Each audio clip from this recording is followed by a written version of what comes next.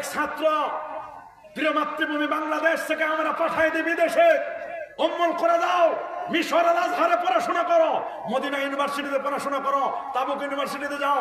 সারা পৃথিবীর বিভিন্ন ওয়ার্ল্ডের ইউনিভার্সিটিগুলোতে আমাদের ছাত্রগুলো পড়াশোনা করে। আল্লাহু আকবার বলেন। আমরা যখন বাংলাদেশ থেকে যাই, আমরা তখন তাদেরকে পাঠাই মৌমাছি হয়ে বিদেশ থেকে মধু সংগ্রহ করে নিয়ে আসবা, ইমান, আকিদা, আমল এগুলো সংগ্রহ করে আনবে। যাওয়ার সময় দোয়া নিয়ে যাই, মায়ের দোয়া, বাবার দোয়া, ওস্তাদের দোয়া, গ্রামবাসীর দোয়া। বিদেশ থেকে যখন আসে তখন আনার কথা মধু, গেল মৌমাছি হয়ে, আসলো ভিমরুল হয়ে, বলা হয়ে। বলেন কি হয়ে আসলো?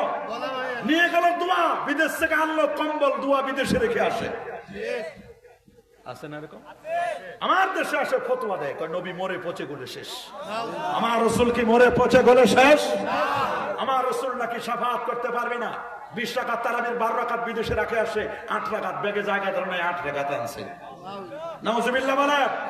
আমাদের তারাবি হবে কয় রাকাত? বিতির নামাজ, তারাবি নামাজ, বেতের। আমরা মাযহাবে হানাফি। রাসূলের শাফাআত আমরা চাই কি চাই না?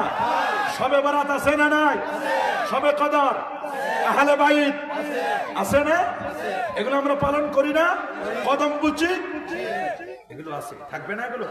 নাকি মিটাই দিবে? নামাজের পরে দোয়া, জানাজার পরে কাতার ভেঙ্গে দোয়া, এগুলো আমরা বিশ্বাস করি না? এগুলোকে মিটাই দিতে চাই, বলে এগুলোর দরকার নাই, এগুলো লাগবে না। এরা যাই মৌমাছি হয়ে, মৌ রাখে দিয়ে মাছি হয়ে আসে, ভিমরুল হয়ে আসে, বলা হয়ে আসে। আমরা এইরকম মৌমাছির যাদেরকে পাঠালাম, যারা ভিমরুল হয়ে আসবে, বলা হয়ে আসবে, আমরা এদেরকে চাই না।